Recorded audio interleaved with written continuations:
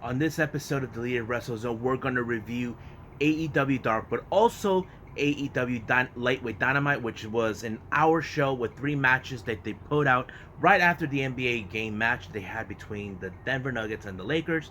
But also, we're going to talk about Impact Wrestling. All that is coming up on Deleted Wrestle Zone.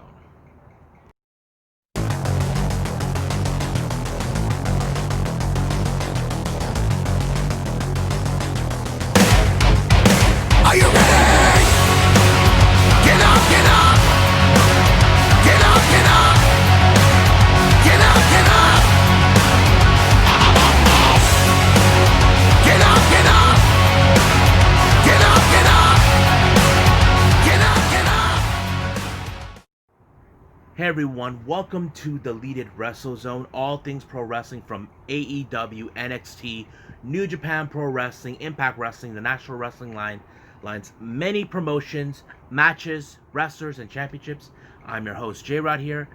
If you guys saw earlier the little picture clip I put in memory of Road Warrior Animal, it came out today that he passed away at the age of 60. It was the most shocking thing I've heard because, I grew up watching the Legion of Doom as a kid. They were my favorite tag teams alongside with guys like the Hardys, then the Bucks, those type of people, and they were amongst those a lot like the Rock and Roll Express. They were one of those tag teams that paved the way for tag team wrestling. For it was, I'm gonna give you guys a little story about this. Like the years after Road Warrior Hawk passed away, if you guys know this, I worked security here in San Diego, and one of the gigs that I worked at is at the San Diego Sports Arena. Remember, this was in SmackDown. The segment was Heath Slater, who at the time was doing that whole thing with the one-man band story. Everywhere he goes every week, either if it's on Raw or SmackDown, he gets his ass beat by a legend. Now, when SmackDown was here all those years ago, the biggest legend that came out was my biggest surprise was Road Warrior Animal, and I was so happy. I was like lifted up. I can't believe I saw Animal right there live because I've seen him on TV. The Legion of Doom were always been my favorite tag team, and I was so happy to see it. And one of my coworkers like saying, "I can't believe that he's still around." But what happened to Hawk? So he was unaware about Hawk's passing. So I had to explain to him that he passed away from a heart attack. But hearing now Animal passing away, it's kind of sad because, I don't know what to expect. But Paul Ellering did mention this on his Twitter, saying this, that now that he's up in heaven, he's now being welcomed by his tag team partner, World Warrior Hawk. And I feel that I would like to imagine that's how it is now, because he hasn't been like the same type of person since Hawk died. He's always been a tag team specialist, but I would like to imagine that. But right now, let's talk about AEW Dark and Late Night Dynamite.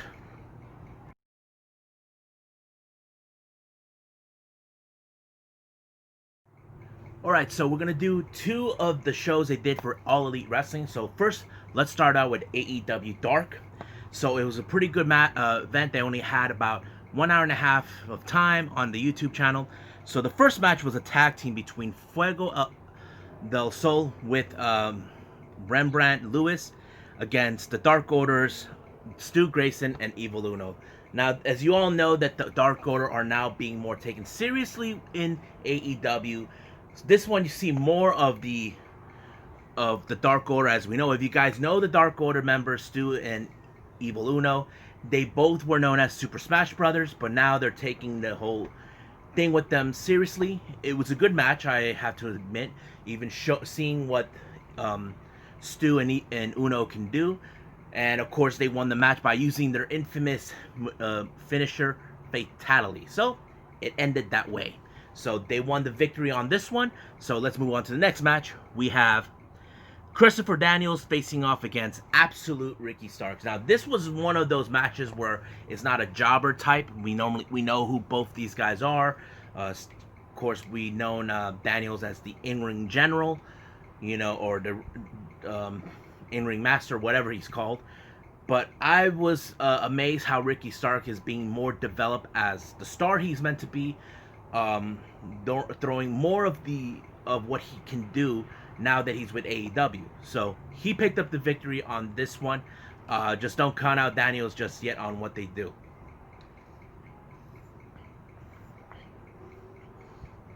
Next match we have an interesting tag team match. But these two guys I never heard, but one we've seen already. His name is Puff and Calvin Stewart versus the Butcher and the Blade, along with Kingston. Now Puff made an appearance on that whole thing with that segment with Kip Sabian's best man scenario thing, but it was showing more of what Butcher and Blade can do, even in a tag team scenario, as long as they know exactly. But instead of waiting when the first bell rang, they just immediately made the attack, and it was really interesting to see.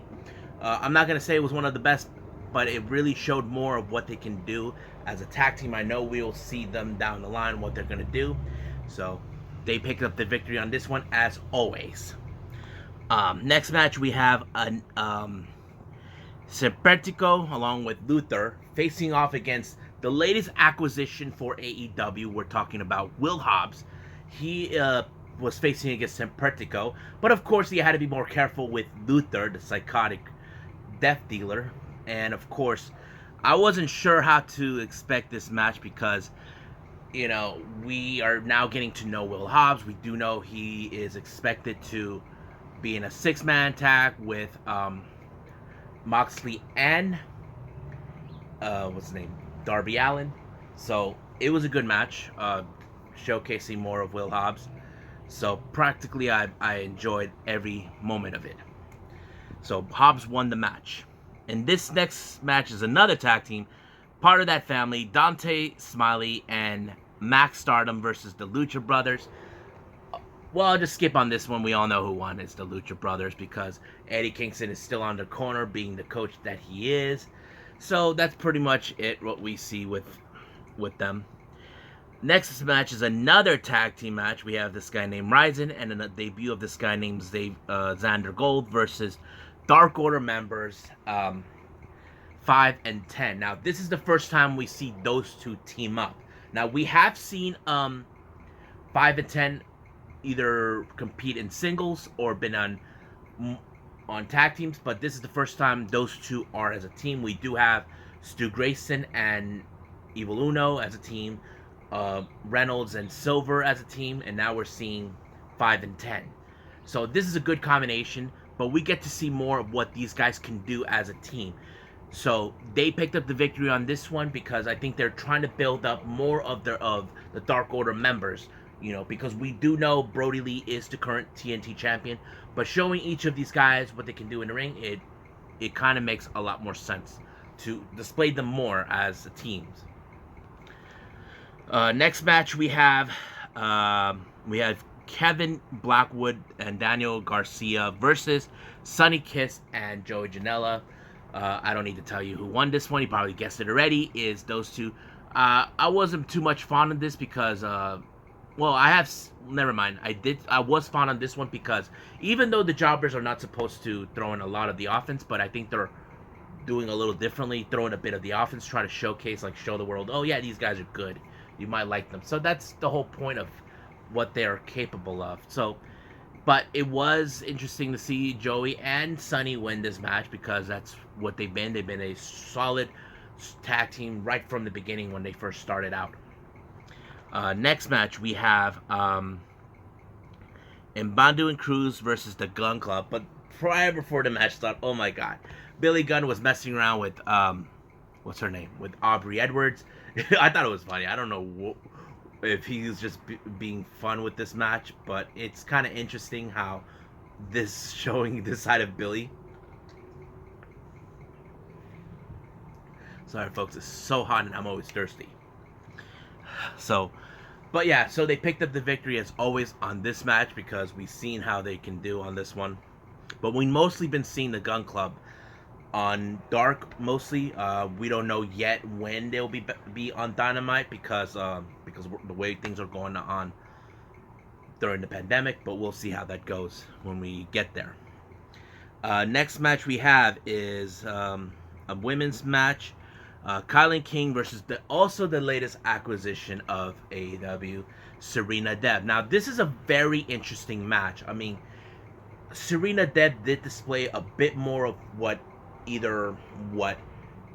certain old school wrestlers could throw in, instead of she did things that are more groundwork type or whatever it is called, but I have to say she really impressed me more. I think I never seen her what she can do in WWE, but I'm very happy how she's being displayed now with AEW. Now I don't know what's her current role is gonna be for AEW, but I'm sure they may have some plans set up for her. We'll just wait and see where to go. What she picked up the victory on this one. Next match is Ben Carter versus Lee Johnson. Now, this is an interesting match because we normally see a very top talent in AEW versus a jobber. But these two guys have been. Lee Johnson has been seen multiple times on AEW as a jobber, and also he was part of that whole thing with the campaign with MJF. Ben Carter, he's a sensation out of the UK. He has been with many promotions. Got several friends who are very impressed with Ben Carter, what he does. But I'm becoming a Ben Carter fan now. I'm impressed with him, what he can do. He's amazing. But he won the victory on this one against Lee Johnson. So there'll be more of him coming up on the next part of this whole segment with AEW. Next match is the main event. We had Eddie Kingston versus Brian Pillman Jr. Some moments we see Brian Pillman Jr. was not in control, but later he was able to. But you cannot stop a veteran guy like Eddie Kingston, what he can do as an aggressor, that he's just a fighter from the streets, which that's part of his gimmick. But it was great to see what he can do in this match. But as you know, some of you asked me, why is he still with AEW? Isn't he with MLW? Yes. For your information, there has been rumors that have been surfacing about what's his name, Brian Pillman Jr. It wants to be released from his contract from MLW. Don't know what's the significance yet, but I'll be keeping tabs on that. But if you don't need to know, hear me say who won that match, you probably can guess it. It's going to be Eddie Kingston. So that was an interesting thing to watch. But I'm excited how it happened. Now, let's talk. Give me a second, folks.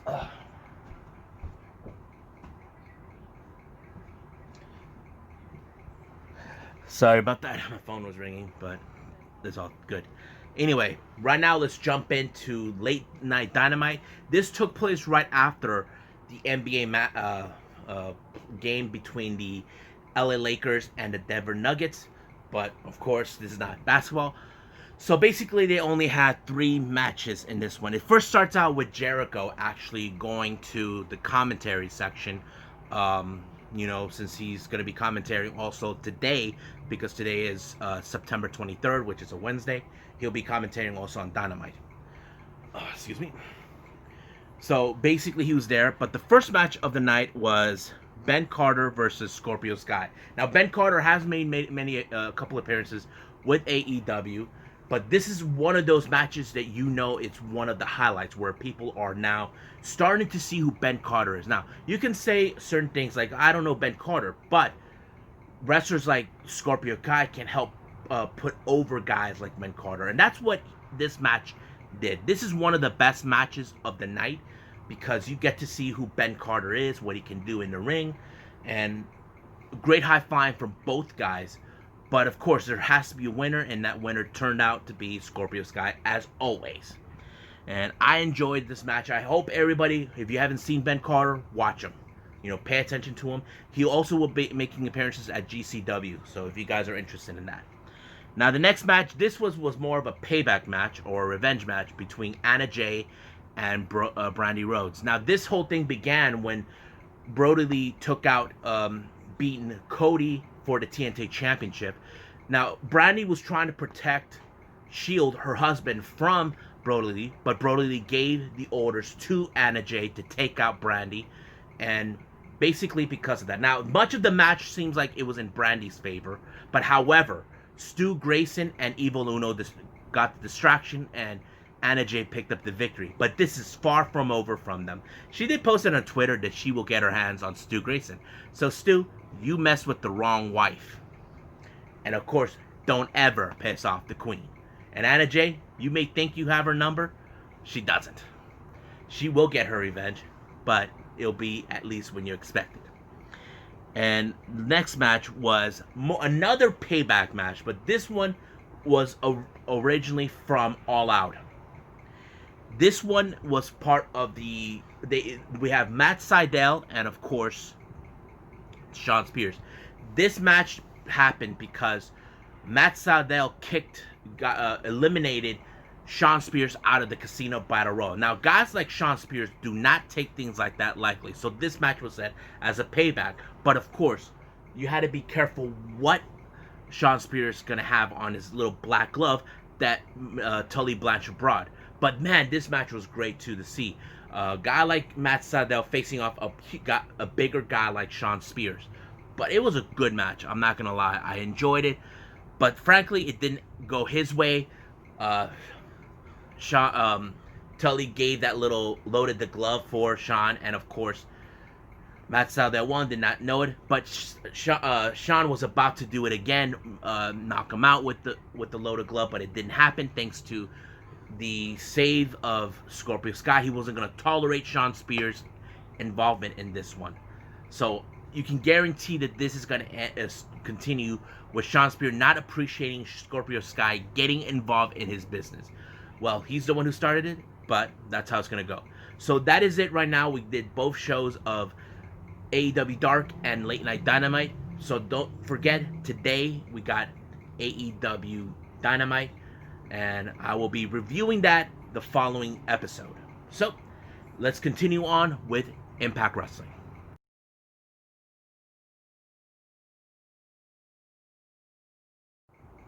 Alright, so let's talk about Impact Wrestling. As you know, there's been some interesting happening these past weeks with Impact. Following since Eric Young became the Impact Wrestling World Champion. So let's start with the first match. This one is a number one contenders match. Whoever wins this match will face the current X Division champion, Rohit Raju. So it became a triple threat match. It had Chris Bay, who had the right for a rematch because he was the previous champion, Trey Miguel, and TJP. But the entire time of the match, Rohit Raju was right there.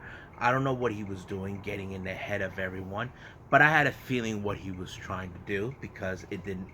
But man, there was some great spots in the X Division where Trey Miguel was jumping off the ropes, but somehow Chris Bay did sort of like an RKO version type. It was like, it kind of reminds me of that whole thing with Evan Bourne, better known as Matt Sydal, with Randy Orton. If you guys haven't forgotten about that, it was kind of like that. But it was a good match, but the one who won the match was Trey Miguel. But I knew right from the start when Trey Miguel was announced as the winner of the number one contendership for the X Division title, Rohit Raju rushed right into the ring, wanted to face him. So basically he claims that he's the best, but in reality he's just a guy who's still in the bottom of the food chain. Trey Miguel knows it, Chris Bay knows it, TJP knows it, so somehow, maybe sometime later, we're going to see Scott D'Amore is had it with Rohit Raju, tried to dodge every challenge, tried to maintain he still is the champion. So that's the way I would see it. But Rohit Raju still is the X Division champion. He weaseled his way as always. He already did that with Chris Bay. Now he's doing it this time. Let's see. Next thing we see is an interview with Greg and Tennille Dashwood. As you all know, she is returning back in the ring, but she was more concerned about her photographs. That's like something we've seen on certain occasions, but this one was way more interesting than any other thing. But it was very interesting how it went. Now the next thing we see is the next match. We have Kimberly alongside with Deonna Purrazzo facing off against Susie, being accompanied by Kylie Ray. Much of the match, you see Susie holding her own against someone like Kimberly, but of course she had you cannot predict the moves between Deonna Purrazzo, who's trying to ensure Kimberly wins. But the way this match ended was kind of interesting. She pulled off the same maneuver that Su Yung, her alter ego, done, or the undead ego, as many of you may want to call it, or whatever you want to call it. She pulled it off, and then Deonna Purrazzo was not having it with the idea of her losing. So Kaylee Ray shows up and defends Susie, but she made a little interesting challenge for Deonna Purrazzo. She's asking her that since she's the number one contender for the Knockouts Championship, she set up the challenge. It's going to be at Bound for Glory, which Deonna Purrazzo does not want, but it's going to happen. Or should I say, it will happen, because she is entitled for a title shot since she is the winner of that match that took place a while back. Now, the interesting thing, this little interesting promo, we have the hashtag Heath for Impact, where Heath has been trying to get a job at Impact, get a contract signed. So Rhino kind of explained it, but out of nowhere, we see famous celebrities. We had David Hasselhoff, as we know him as Mitch Buchanan from Baywatch, and Michael Knight from Knight Rider, saying that give him a job. And then we have Flavor Flav. You know, I'm like, whoa, I can't believe how they got Flavor Flav. And then we have a ice skating Olympian Nancy Kerrigan, and then finally Chuck Norris. I'm like, I was surprised how this turned out. I did not expect this, but it was amazing. And Scott D'Amore tweeted like, okay, I heard you, so let's talk about it. So that's what he said. I hope this kind of makes more of a sense, because it's kind of interesting. And not only that, at the end of the video, you had Heath's daughters talking about, don't be an idiot, the more you know he's the best. So I thought it was a very touching segment. You know what I mean? Because I love it when he says, I got kids. But yeah. Now, the next thing we see is a little segment in the back. Now, we have the Motor City Machine Guns just doing their business, and they're asking, the Good Brothers were asking them thank you because they stepped up for them when the Rascals were taken out by Fulton and Ace Austin. But of course, you know, the Rascals had a different type of opinion, saying that they have respect for the Machine Guns, but not them. But however, they said, if you guys just want to fight, you know, all you got to do was ask. So they set up a match for next week, which is the Good Brothers versus the Rascals. So basically, this is going to be another interesting tag match. Now, the next thing we have is the Impact Plus flashback moment of the week. This takes place at Bound for Glory 2013. This was for the title between AJ Styles and Bully Ray, and that match was a no DQ match. Basically, anything goes. But AJ won that match with the spinal tap, and he got the title from Bully. Then we have another message from EC3 saying that you need to control your own narrative. That's something we have been seeing the entire time with EC3 telling Moose about it. We didn't see Moose at this entire episode worried about finding his title as we normally see. But hopefully next week we get to see that. But very exciting where they're going to go with it. So let's move on. And we have Rosemary and Taya. Now, Rosemary was a little bit upset that Taya was not there, but she understands because of the wedding. So Taya decided to compromise with Rosemary, saying, I'll deal with your problem first, and then you help me with mine. So basically, Rosemary's like, really? Yeah, and of course they ask her, what about Bravo? Oh, he seems like he can handle things, you know, he's being a man. So I'm like, that's an interesting story how they're going now, because Taya is supporting the wedding. But we later jump into Johnny E. Bravo, what he's been doing. He gathered his team, his groomsmen, well, except for Alicia, who is a man. So basically, you have the Deaners, Alicia, Crazy Steve, Johnny Swinger, and Fallah Ball. But of course, Bravo kind of reminded them, if it wasn't for them for being forever to leave the Wrestle House, then none of this would have happened. And they're like, okay, it makes sense, but listen, we got a match. Can we talk about this like after? So they did, and then as soon as the whole thing between Johnny reminded everyone that Fallah Bahh is the best man, but Swinger thinks that he could be a much better best man. And then all of a sudden we see Tommy Dreamer like, match time, shut up. This is not the Wrestle House. I'm like, wow, I never seen Johnny E. Bravo doing this. This is kind of crazy. The way this is being storyline based like that. I'm like, wow. But yeah. Now the match was, there was a little how do I say, thing with interview with Brian Myers. He was upset the fact that he lost to, he was not affected at the fact that he lost against Willie Mack because he already beat him twice, but the interviewer kind of reminded him that you cheated twice. He didn't like that. He claims what he did was not cheated, that it was strictly professionalism. The guy has a sick, twisted mind that he cannot see, but he messed up the table, and he tells, then Tommy Dreamer told him that they take it out, and he tells the interviewer, what would you do if you made this mess? I clean it up. That's right. So you made this mess, you clean it up. So basically, Brian has no other choice but to do what Tommy Dreamer says. Like, it's that old saying, respect your elders, do what they're asking, do what you're being told to do. So that's something like kids would do. I thought it was like he was schooling them.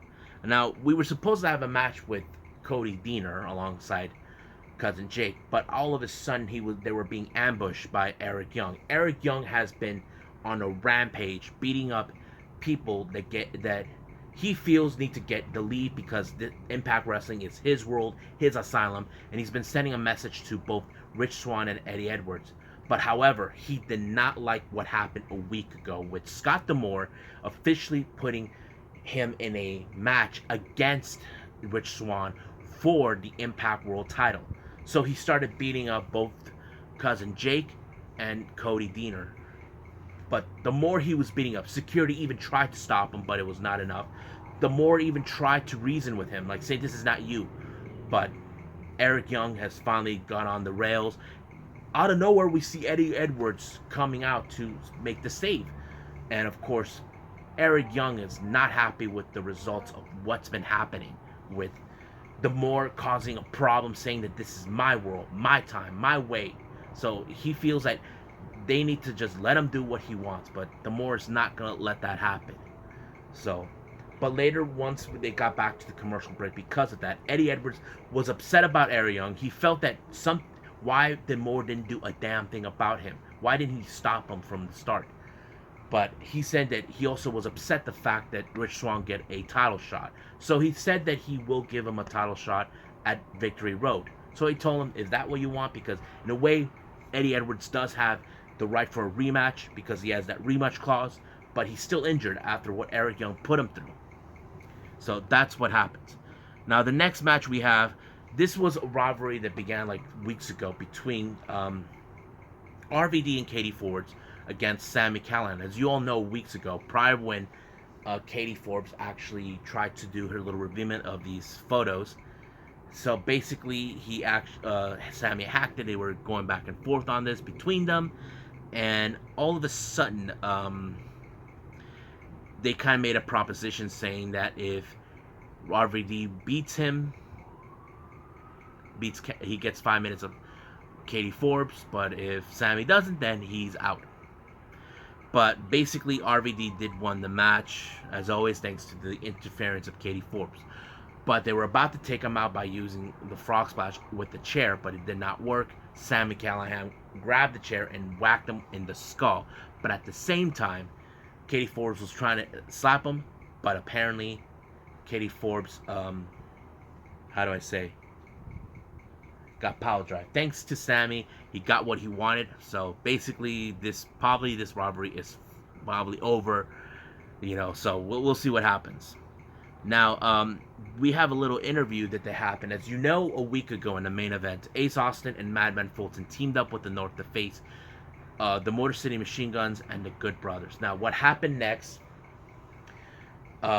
Ace Austin claimed that they won and they should be up for a chance for the Impact World titles. However, the North has something to say about that. You see, they are claiming that they are the longest reigning champions. They hold those championships for over a year, and they felt it should be them. So basically, they set up a match for next week between the North.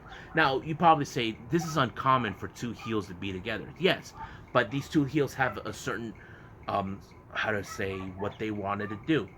If you look at the North, they were the longest reigning Impact Wrestling World Tag Team Champions, while Ace Austin and Madman Fulton are a brand new team, and they could possibly be in league to have a match for those titles. So we'll see what that goes. I'm not sure if this is going to be played out as a how do I say, as a tag team for a number one contendership, because there's a lot of tag teams that would want a piece of them. So yeah. Now we go to the main event where we had Tennille Dashwood versus Jordan Grace. Caleb with the K actually showed up to make the announcement, but the match seems like it was going in Jordan's Grace way, but apparently Caleb with the K showed up, kept interfering, getting in the way, and this was the biggest upset for Jordan Grace to lose to someone to Tennille Dashwood, who is now going to make a play for the Impact Knockouts division, a championship actually, but we'll see how that goes.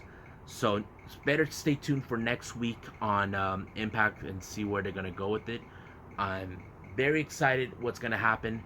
As you know, there's been talk about now that Eddie Edwards will face. Sorry about that. That's my mother's phone. So anyway, we're gonna see what's gonna happen next week. But here's what happened at the post show. Eddie Edwards was leaving, but somehow the lights turned off. Eddie Edwards was attacked. Now my money is on Eric Young because he wants to take him out permanently, but we don't know what happened. But we'll just wait and see where they're gonna go with this one. So I hope you guys enjoyed this episode of Tuesday Wrestling with 2 shows of AEW and Impact Wrestling. So I must bid all of you adieu. So goodbye, mwah, and have a nice day. Bang.